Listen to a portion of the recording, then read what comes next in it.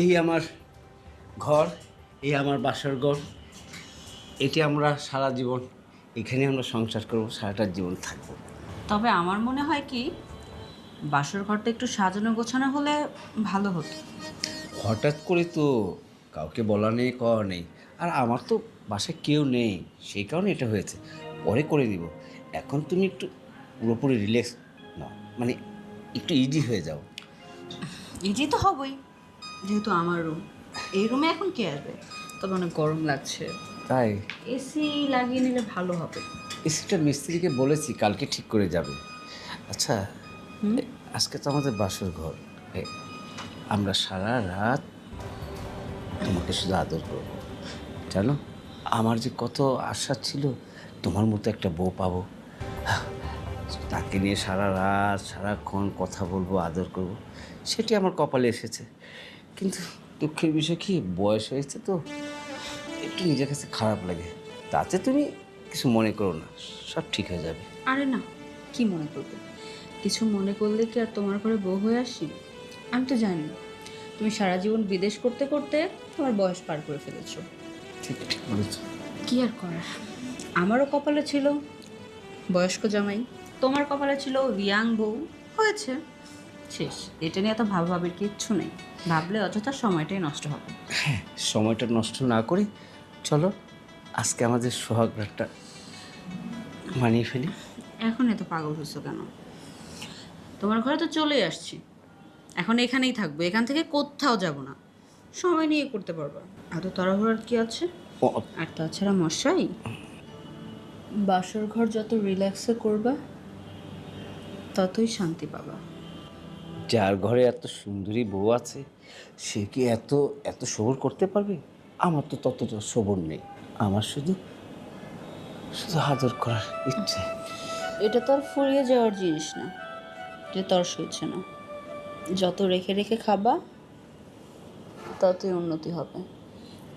আজকে সারা রাত তো পড়ে আছে। আচ্ছা, তোমার এই বাসায় কে কে থাকে? আমার বাসায় কেউ নেই, শুধু আমার একটা কাজের ছেলে আছে। ও ছোটোকালের থেকে আমার এখানে থাকে। খুব ভালো, খুব বিশ্বাসী আমার, ঠিক আছে? আমি যখন না থাকবো তখন তোমার কাজকর্ম সেই করে দেবে। আমার আবার অত ধৈর্য নেই। এত সুন্দর বউ, আমি আমি কিভাবে অপেক্ষা থাকি?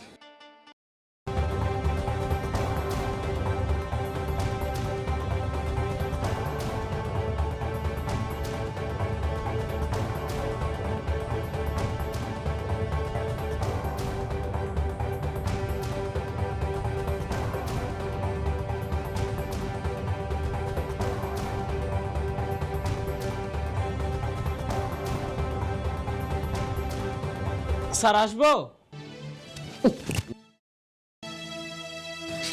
আস। স্যার আপনাদের দুধ। দুধ নিয়ে আসছিস? আচ্ছা, দে। দুধ এনেছিস? এ নাও। যার কথা বলেছিলাম আমার বাসা থাকে, ওই সৈকত। আচ্ছা, তাহলে তুই যা, ঠিক আছে? আচ্ছা সাহেব, আর যদি কোনো কিছুর প্রয়োজন পড়ে আমাকে ডাক দিন। লাগলে আমি তোকে ডাক দেবো রে, ঠিক আছে?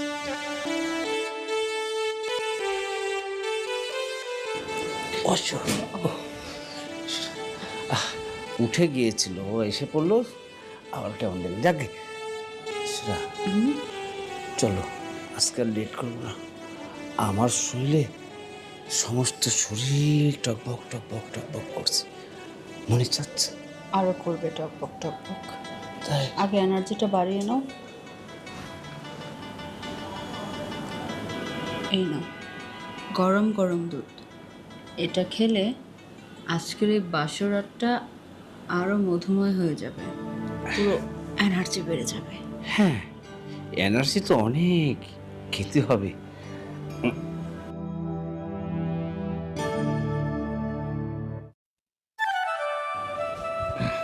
যাক, বাড়ির সব কাম মোটামুটি প্রায় শেষ পর্যায়ে, এখন একটু রেস্ট নিতে পারবো। একটু শুয়ে রেস্ট নেই, অনেক কাজ করছি সকালতে। কি ব্যাপার, পুরোটা খেলে না? পুরোটা না খেলে এনার্জি কি করে পাবা? আরে এনার্জি হবে, এখন যতটুকু পেয়েছি এটাতে প্রথমটা শাড়ি, তারপর তো আরও লাগবে না এনার্জি, তখন বুঝেছি। খাবো। বাসর রাত করার জন্য তুমি একবারে উথাল পাথাল।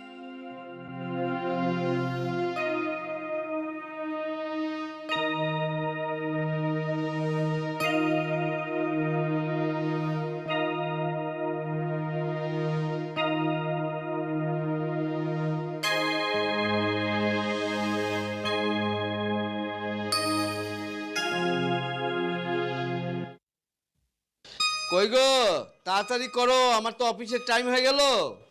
আসতেছি। কি হয়েছে? কাজ করতেছিলাম, রান্না করেছিলাম। তুমি কাজ করছো কেন? কাজের ছেলেটা আছে না, ও কাজ করবে। ওমা, এমন কোনো কথা আছে যে কাজের ছেলের একাই কাজ করতে হবে? আমি মেয়ে মানুষ নই, সংসারে আছি, রান্না বান্না তো এগুলো আমার নিজের হাতেই করতে হবে। তুমি আমার নতুন বউ, এই হাতে তুমি এখন রান্না করবে না, কাজের ছেলেই তো আছে। আরে আশ্চর্য, আমি এই সংসারে বউ হয়ে আসছি। আর এমন তো না যে এই বাড়িতে আরও একটা মেয়ে মানুষ আছে, আমি একা মেয়ে মানুষ। নিজের হাতে যদি সংসারটা সামলে না নেই তাহলে কি করে হবে বলো তো? আর নতুন পুরাতন বলতে কিছু না, নিজের সংসার নিজের কাছে সবসময় নতুনই থাকে। আহা, তোমার এই কথা শুনে আমার মনটা একদম ঠান্ডা হয়ে গেলো, আমার এই মতো বউ। আচ্ছা যাকগে, অসুবিধা নেই, রাতে এসে তারপর আদর করবো না, কেমন? আমি অফিসে তাড়াতাড়ি যেতে হবে। আচ্ছা এই তো আমাদের ছেলেটা কোথায়? এই সৈকত, সৈকত! वाह, प्लेट में पनीर है, मेरा छोटा भाई अमीर है। वैसे उमेश, वो 70,000 याद है ना? काफी टाइम हो गया, सोच रहा था अब ले ही लूं। हम भी पनीर बनवा लें घर पे, क्यों बिट्टू की मम्मी? पापा को उधार সৈকত, সৈকত! হ্যাঁ রাখছি, শুন, আমি তো অফিসে যাচ্ছি, সারাটা দিন আমার বউটা একা থাকবে, ওর যখন যেটা লাগবে সেটি তুই এনে দিবি, ঠিক আছে? এটা তোর দায়িত্ব।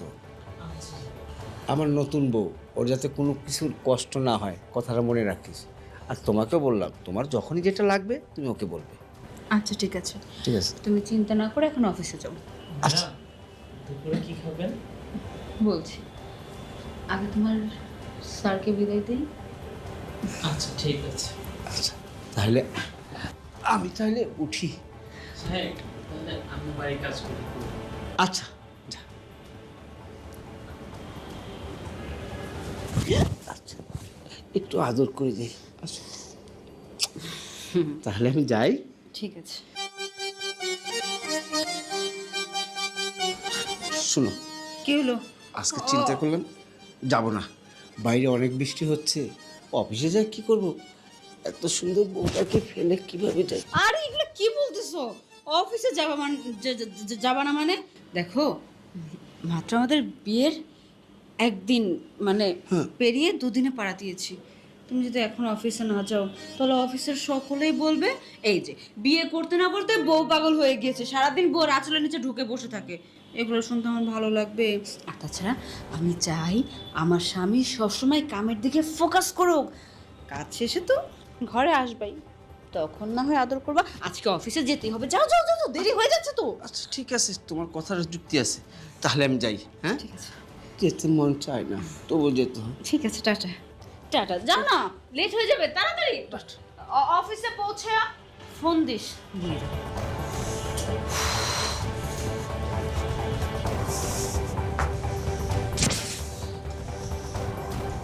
ধ্যাৎ, আমার সমস্ত স্বপ্ন আশা একদম ভেস্তে গেল।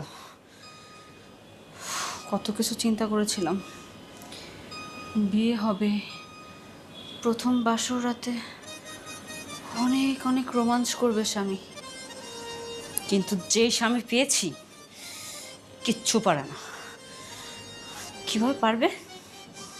বয়স তার কম হয় নাই, অথচ ইয়াং মেয়ে দেখে একদম পাগল হয়ে গিয়েছিল বিয়ে করার জন্য। আমার লাইফটা আমি শেষ করে ফেললাম।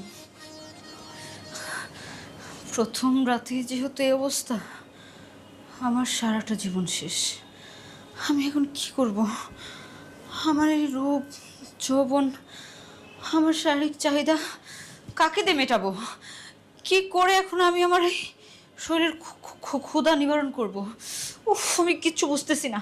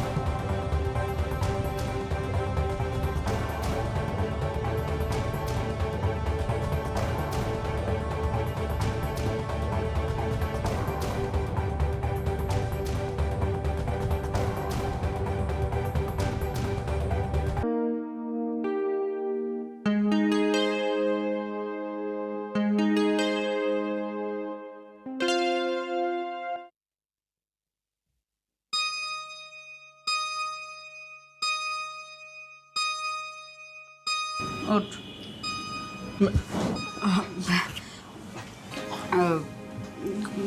ঘুমাচ্ছিলে না?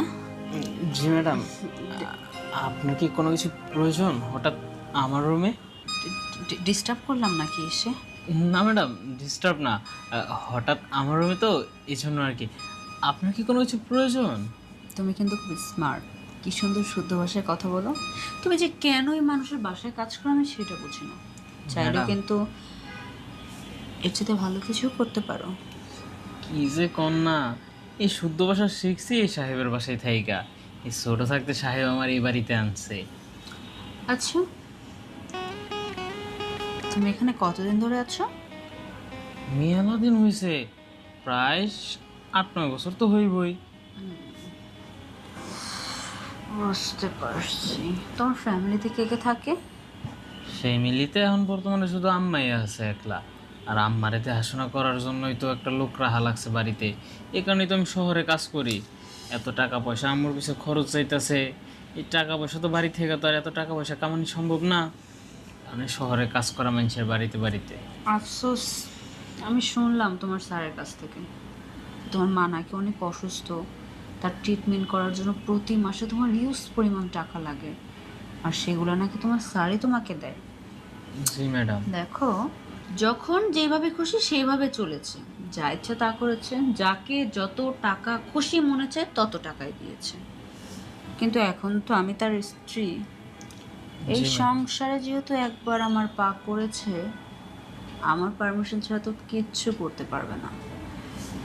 যা করবে সব কিছু আমার পারমিশন নিয়ে করতে হবে। ম্যাডাম চলেন আপনাকে লাঞ্চের খাবারটা দিই। কেন, খাবার না দিয়ে কি অন্য কিছু দেওয়া যায় না? ম্যাডাম আপনি বুঝি আমার সাথে দুষ্টাইম করতেছেন তাই না? চলেন আপনাকে খাবারটা দিই। তোমার আর কষ্ট করে খাবার দিতে হবে না।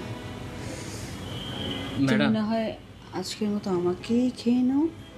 ছি ছি ম্যাডাম, এগুলি কি বলছেন? চলুন আপনাকে খাবার দিই লাঞ্চের সময়। আমার ওইটার ক্ষুধা পায়নি, আমার তো ক্ষুধা পেয়েছে ওইটার। জানো, তোমার স্যারকে দিয়ে আমার কিচ্ছুই হয় না, কিছুই পারে না, বয়স হইলে যা হয় আর কি। কিন্তু তোমাকে দেখার পর থেকে আমার যদি কেমন কেমন লাগছে। তোমাকে আমার খুব পছন্দ হয়েছে। ম্যাডাম কাজটা কিন্তু ভালো হচ্ছে না। সাহেব কিন্তু খুব বিশ্বাস করে আমাকে বাড়িতে রেখে গিয়েছে। সাহেব বিশ্বাস কর